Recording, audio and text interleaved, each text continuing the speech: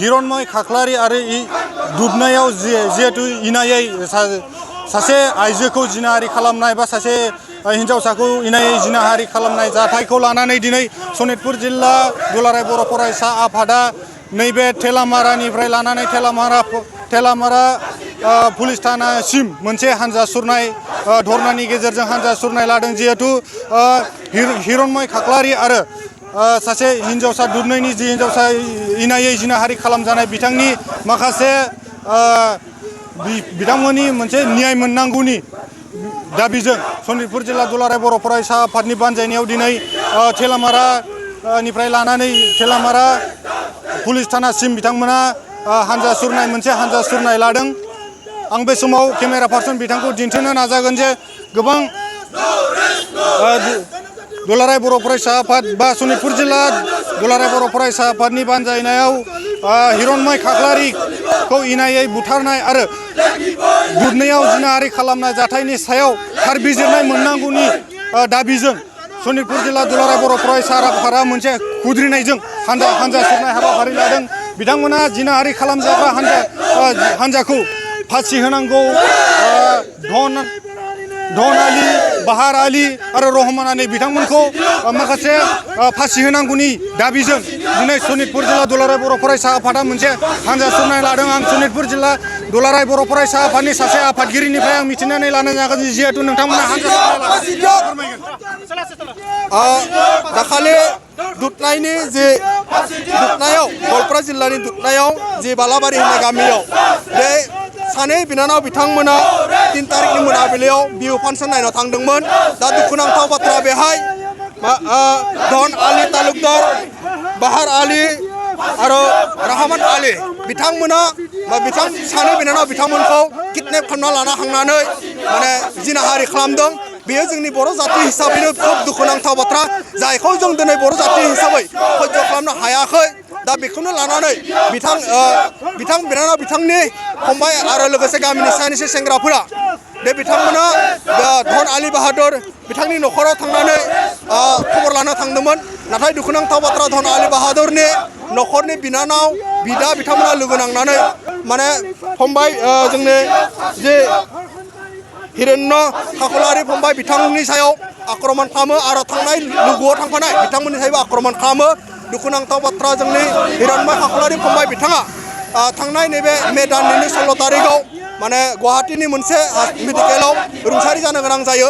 जाय बिथांमोना जिनाहारि खालामदों आरो बिथांमोननि न'खरनि गासैबो सुबुंफ्रानो लोगो जानानै हिरण्य खाख्लारि फंबाय बिथांखौ बुथारनाया जोंनि थाखाय बिराद दुखुनांथाव बाथ्रा। बेनिखायनो जों खावलायदों धन आली बाहादुर आरो बाहार आली बाहादुर, रहमान आली बिथांमोना जाहाथे फासि जायो। जों आसाम गभर्नमेन्टनिसिम खावलायो, डिजिपिनिसिम जों खावलायो। बेखौनो लानानै दुलाराय बर' फरायसा आफादा दिनै मोनफ्रोमबो जिल्लायाव बेबायदि बिथांनि फंबायनि आत्मानि थाखाय माने साखि जावनायजों लोगोसे साखि सालायनायजों लोगोसे दिनै बेबायदि रेलि हाबाफारि जों लादों। बेनिखायनो सनितपुर जिल्ला दुलाराय बर' फरायसा आफादाबो नैबे थेलामारा दख'रा दुलाराय बर' फरायसा आफादनि हेफाजाबाव जोङो नैबे सार्कोलनिफ्राय लानानै थेलामारा सार्कोलनिफ्राय लानानै जोङो पुलिस स्टेशनसिम जोङो मोनसे हानजा सुरनाय रेलि जोङो लादों। दा बेवहाय जोङो आसाम गभर्नमेन्टखौ खावलायगोन जाहाथे जाय बिथांमोना दिनै जोंनि बिनानाव बिथांमोनखौ माने रेप खालामबाय बिथांमोना जिखुनु प्रकार फासि मोननांगौ। जों आसामनि chief minister doctor Himanta Biswa Sarma बिथांनिसिम खावलायगोन आरो लोगोसे आसामनि डिजिपि जों बिथांनिसिमबो खावलायगोन। आरो जाय फंबाय हिरण्य जे खाख्लारि फंबाय बिथाङा जे थैबाय बिनि क्षतिपुरन आसाम गभर्नमेन्टआ जाहाथे होयो बेखौ जों खावलायदों। आरो जाय बिनानाव बिथांमोना दिनै माने जिनाहारि खालामजाबाय बिथांनि थाखायबो जेन आसाम गभर्नमेन्टआ क्षतिपुरन होयो। जों बेखौबो दुलाराय बर' फरायसा आफादा आरो जों सनितपुर जिल्ला दुलाराय बर' फरायसा आफादा बेखौ खावलायदों। आरो बेखौनो लानानै जे दुलाराय बर' फरायसा आफादा बा फरायसा आफादा बेयावनो जे माने जिरायनानै थाबाय जेलासिम न्याय मोननाय नङा, जेलासिम बिथांमोनखौ फासि होयो अब्लासिम दुलाराय बर' फरायसा आफादा न्याय मोननांगौनि थाखाय बेबायदि हाबाफारि लाबाय थादों। आरो बेखौनो लानानै दुलाराय बर' फरायसा आफादा फैबाय थानाय 27 जानुवारियाव मोनसे हाबाफारि दुधनायाव मोनसे हाबाफारि अलरेडि डिक्लेयार खालामना दंखायो। जोङो बेहाय मोनफ्रोमबो जिल्लानिफ्राय बेहाय गाजा माने खुब माने मैखोमै बाहागो लानानै बेखौ मोननांगौनि थाखाय जों दुलाराय बर' फरायसा आफादा दिनै बे रेलि हाबाफारिखौ लानानै जानाय जों सिरिपुर जिल्लायाव दिनैसिमबो रहमान आली बारा बाहार आली बारा बिथांमोनखौ मोननो हायाखै नामा नङा दिनै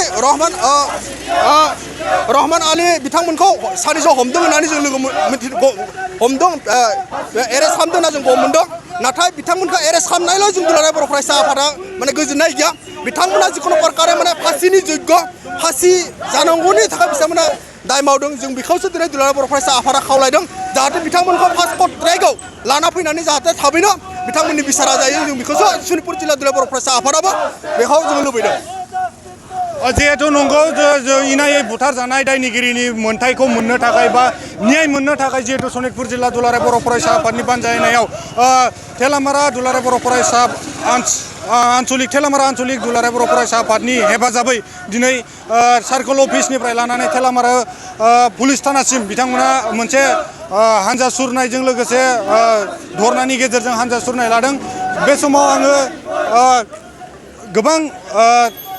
गोबां बिथांमोनखौ गोबां हानजा सुरनाय बिथांमोनखौ दिन्थिनो खावलायगोन जिहेतु गोबां मददगिरिफोरा बिथांमोना गोबां सनितपुर जिल्लानि सिङाव थानाय गोबां आन्चलिकनि दाब दाब आन्चलिकनि दैदेनगिरि बिथांमोना बाहागो लानानै नैबे खुद्रिनाय एबा हानजा सुरनाय हाबाफारियाव बाहागो लादों